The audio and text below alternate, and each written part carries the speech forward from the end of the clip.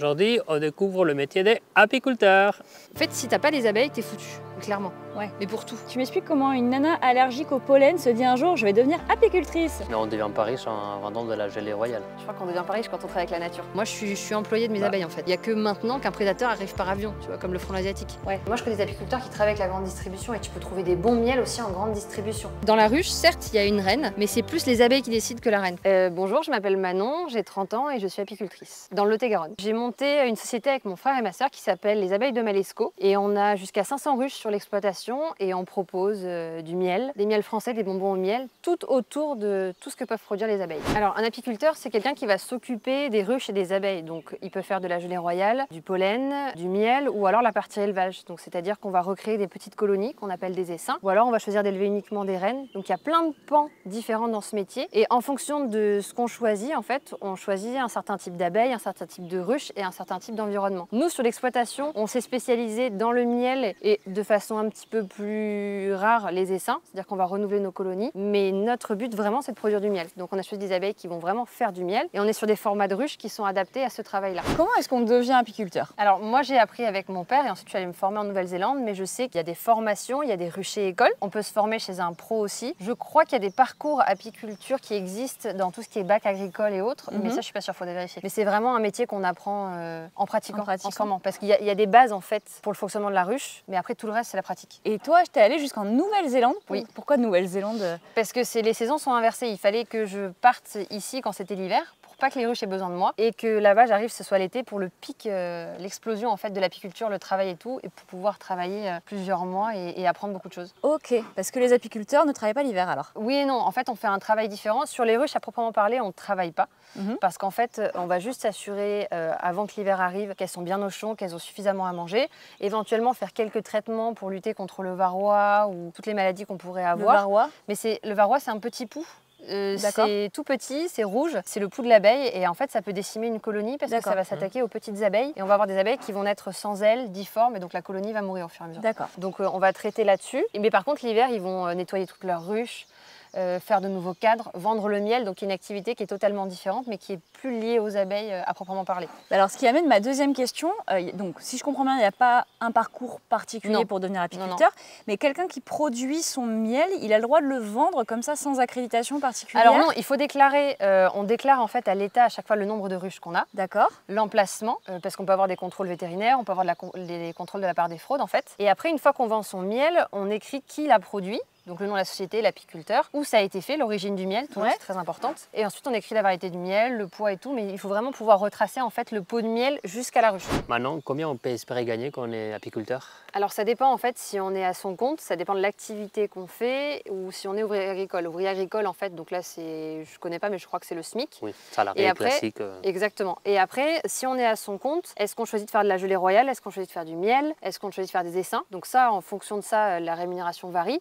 Le nombre de ruches que vous avez aussi. Et si vous vendez en direct aux particuliers ou alors si on vend le miel en vrac aux pros. Donc en fait, il n'y a pas vraiment de base en fait. Le plus important, je pense, et le plus compliqué pour l'apiculture, c'est déterminer le coût. Ce qu'une ruche va vous coûter en temps, en matières premières, en renouvellement de cadres et autres. Et après, pour au mieux valoriser en fait son miel et surtout gagner sa vie. Nous, on produit le miel et on le vend en direct aux particuliers. J'ai la chance d'être entourée de mon frère et ma soeur, donc en fait on a cette force de vente commerciale que je ne pourrais pas avoir toute seule parce qu'en fait je ne peux pas être sur les ruches et vendre le miel. Et après ce qu'on fait c'est que comme on s'est bien développé, on achète du miel aux apiculteurs français, principalement au local. Moi je préfère Sud-Ouest parce que je les connais, je peux aller les voir, ça fait longtemps qu'on travaille ensemble et tout. Ça nous permet d'avoir chaque année des miels très atypiques ou vraiment spécifiques qu'on ne trouverait pas ailleurs. Quand on est arrivé, tu nous parlais de la gelée royale. Oui. C'est quelque chose qui s'est produit en beaucoup moins quantité, c'est beaucoup plus cher, c'est un peu comme du safran ou de caviar. Alors en fait, la gelée royale, c'est dans une ruche, c'est ce qui va nourrir la reine. Donc c'est produit par les abeilles. On peut spécialiser son activité d'apiculture là-dedans. C'est ultra manuel, il faut faire vraiment du picking. Donc on va prélever des œufs qu'on va mettre dans des petites cellules qui vont être nourries à la gelée royale. Ensuite, vous allez venir chercher ce cadre-là de picking et prélever la gelée royale. Donc c'est très manuel, beaucoup moins physique du coup que l'apiculture parce que ça peut peser jusqu'à 65-70 kg. Et puis vous travaillez quand il fait chaud. Alors pas quand il fait 40 degrés, on n'ouvre pas une ruche.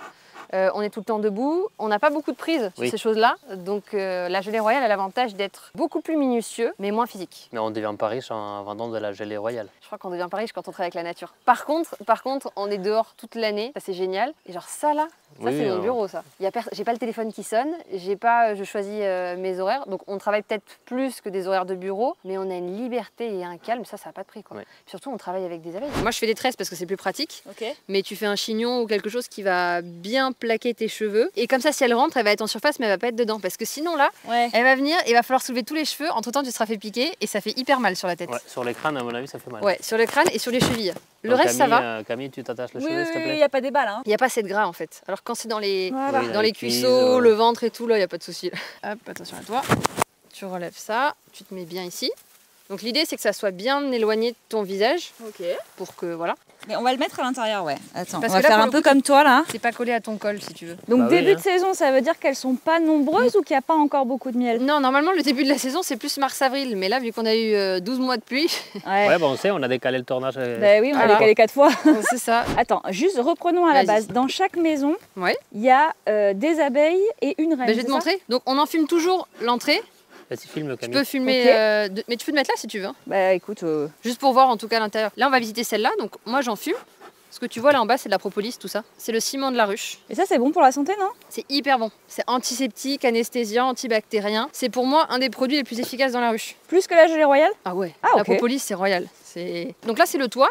On vient d'enlever. Oui, ça, c'est un toit. Qui sont mortes. Toujours. Donc elle vient de mourir à la maison ou non? Ça dépend. Non, en général, elle meurt hors de la maison, mais si elle meurt dans la maison, on va les évacuer. En fonction de son âge, en fait, l'abeille, elle a un boulot. Au tout début, quand elle naît, ce qu'elle va faire, c'est qu'elle va nettoyer la cellule où elle a vécu pendant quelques jours pour la rendre toute propre, pour que la reine puisse venir répondre à nouveau. Et ses premiers jours de vie, Ses premiers jours, ah ouais, elle bosse dès le début. Incroyable. C'est pas une feignasse. Ensuite, elle va s'occuper des petites abeilles à naître, elle va s'occuper de construire des cadres, donc elle va avoir les glandes cirières qui vont venir bâtir des alvéoles. Elle va ensuite aller découvrir des endroits où butiner, elle va aller chercher le pollen, le miel, chercher de la sève pour pouvoir faire de la propolis. Elle va défendre la ruche, elle va s'occuper de la reine. Elle a plein de boulot en fait en fonction de son âge. D'accord. Dans la ruche. Elle vit combien de temps? L'été, ça vit entre 4 à 5 semaines et l'hiver, ça peut vivre plusieurs mois. D'accord. C'est pas la même activité en fait. L'été, on bosse.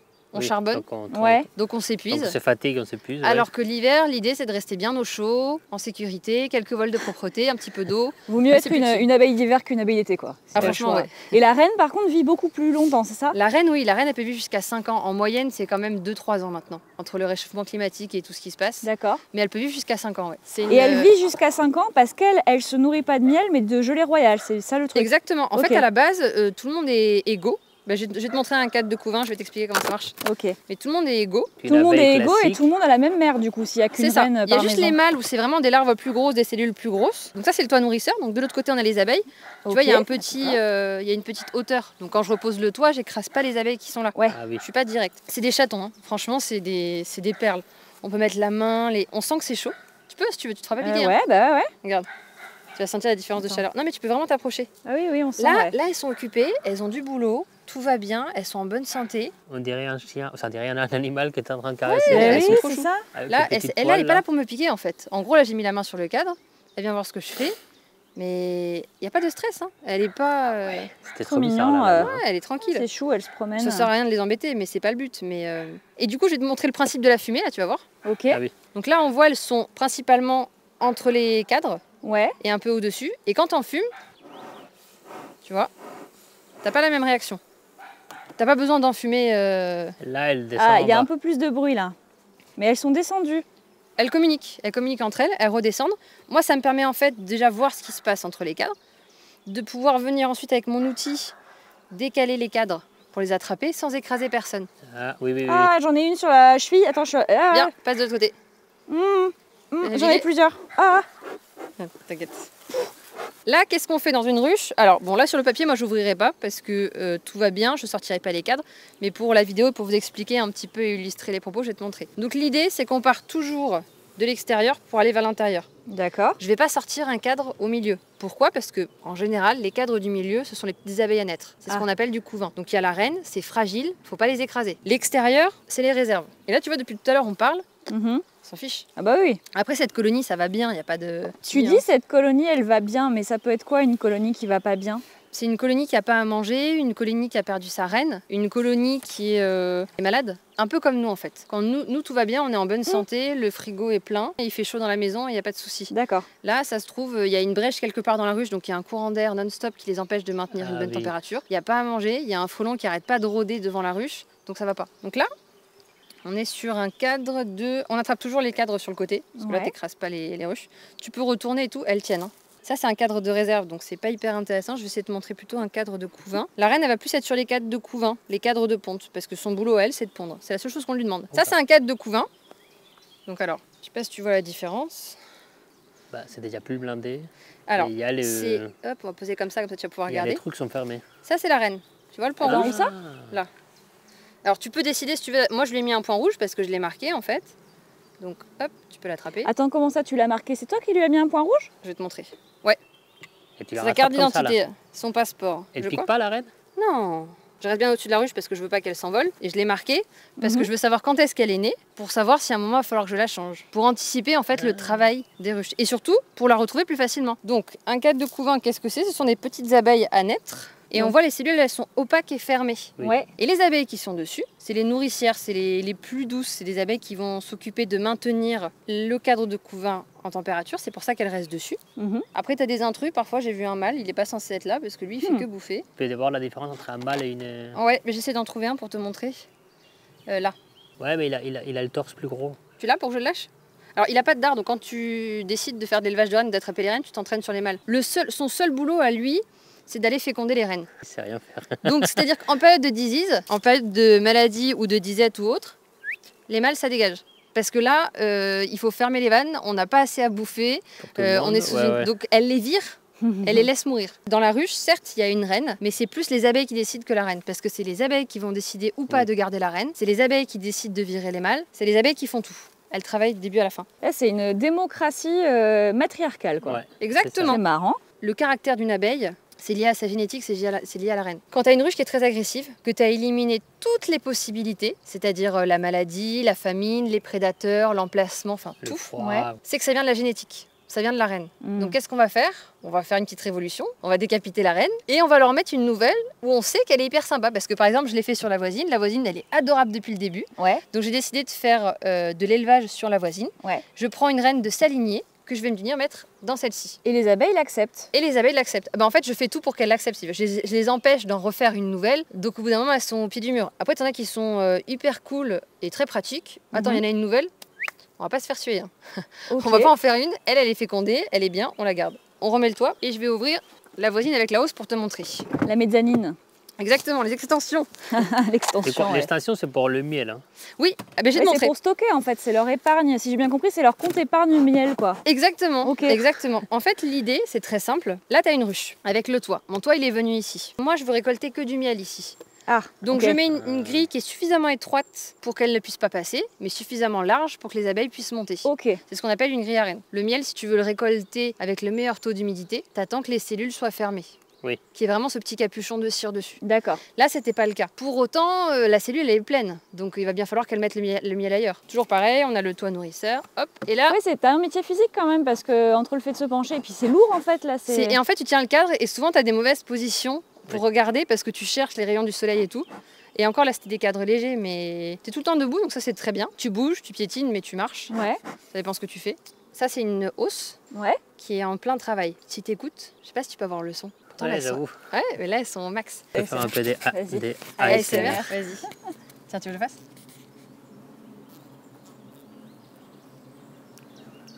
T'entends ou pas? Je pense, ouais. Et donc, en gros, qu'est-ce qui se passe? Là, elles sont en train de... Soit elles nettoient les cadres, soit elles viennent remplir les alvéoles ou les bâtir et tout, mais elles sont dans la pleine production de miel. Donc là, ça, on va essayer de trouver un peu de soleil. Tout ça, là, c'est du miel. Est-ce que là, tu tout vois ce qui brille, là. Tu vois, t'arrives à voir ce qui brille, là? Elle est en train de se gaver de miel. Donc ça, c'est un cadre de miel que tu peux pas récupérer. Pourquoi? Parce qu'il n'est pas plein déjà, et parce que les cellules sont pas fermées. Donc le miel est encore un peu trop humide. Les abeilles savent exactement à quel moment elles peuvent operculer les cellules. Et alors là, c'est pas la même histoire. T'as beaucoup plus de monde. Ah ouais. Donc là, on a que des femelles, hein. Là, t'as que des femelles.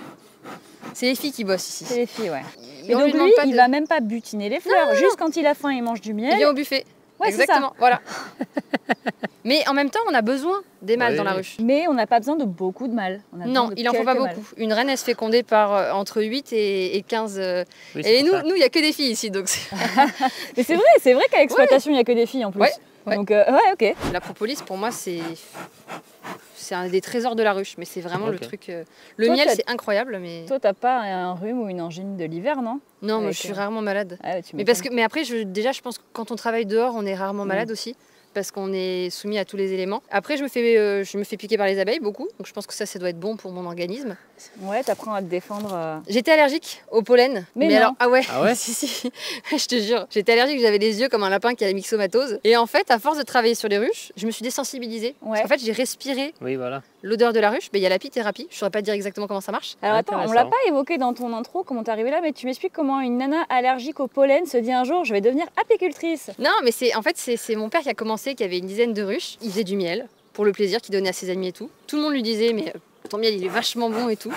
Lui disait, ouais, non, mais vous me dites ça pour me faire plaisir et tout. Et en fait, on s'est rendu compte que beaucoup de gens déjà connaissaient pas le vrai goût du miel, le vrai miel. Et une saison, je suis allée l'aider sur les ruches et en fait, j'ai adoré ça. C'est passionnant en fait. Moi, j'adore la nature, les animaux et les abeilles, c'est génial. T'apprends énormément, c'est elles qui décident. Bah oui. C'est elles qui font la pluie et le beau temps et moi, je suis juste là pour les aider dans les bonnes conditions, mais c'est elles les patrons. Moi, je suis employée de mes abeilles en fait. C'est un métier où tu n'arrêtes pas d'apprendre. Quand tu penses que c'est bon, t'as tout capté, tu sais comment ça fonctionne et tout, la saison d'après, ça ne ressemble à rien et tout ce que tu avais fait, ça marche plus. L'idée, en fait, pour l'apiculture, selon moi, c'est qu'à la fin, elles aient plus besoin de nous. Elles auront toujours besoin de nous parce qu'on veut faire du miel, on a besoin et qu'on les met en sécurité et qu'il n'y a que maintenant qu'un prédateur arrive par avion, tu vois, comme le frelon asiatique. Ouais. L'idée, c'est que si je suis pas là pendant 2 semaines, tout va bien. Oui, voilà. Elles sont pas dépendantes de moi, en fait. Parce que faire des assistés, ça rend pas service à la nature de base et ça me rend pas service. En fait, si t'as pas les abeilles, t'es foutu, clairement. Ouais. Mais pour tout. T'as plus de fruits, t'as plus de légumes, t'as plus rien, quoi. Et donc là-dedans, je vais pouvoir te montrer des cadres de miel qui sont presque prêts à être récoltés, mais pas exactement encore. Ça pèse combien un cadre? Ça fait jusqu'à 3-4 kilos. Ouais, voilà. Là, tu es sur un cadre de miel qui est plein. Mais il n'est pas operculé. Tu vois, comme tu vois toutes les cellules embryonces. Ah oui. Ça commence un tout petit peu. Tu as quelques cellules qui sont fermées. Ah. C'est beau, hein? Là, tu n'as qu'une envie, c'est d'enlever ta combi, mettre le doigt. C'est clair. Tu as vu, sur le papier, c'est pas très lourd. Mais quand c'est le millième que tu portes dans la journée et que tu portes toute la hausse, c'est pas pareil. La différence avec ça, où là, tu es au tout début. Miguel, profites-en pour me faire un petit... Aujourd'hui, on découvre le métier d'apiculteur. Aujourd'hui, on découvre le métier d'apiculteur. Mais oui, c'est tout léger. Ouais. Ça sent bon. Ça sent toujours hyper bon dans la ruche. Oui. Ouais. C'est chaud, c'est sucré, c'est rassurant. Et là, elles sont tranquilles. Donc là, on a fini. On va les laisser tranquilles. Ok, très bien. On enlève la combi et on va aller goûter le miel. Alors du coup, vu qu'on a enlevé la combi, t'as plus le micro. Ah merde. Attends, la question de base, ce qu'il y a dans ces pots, c'est littéralement ce qu'on a vu dans les alvéoles tout à l'heure. Il n'y a rien d'ajouté. Il n'y a rien de plus. Le vrai miel... Pas des conservateurs, non, pas rien du tout. Le miel, c'est un des produits qui ne périment pas. Ouais. Peu importe si je laisse le pot ouvert comme ça toute sa vie, bon, tu auras des poussières hautes, tu n'auras pas de moisissure, tu n'as rien qui se développe.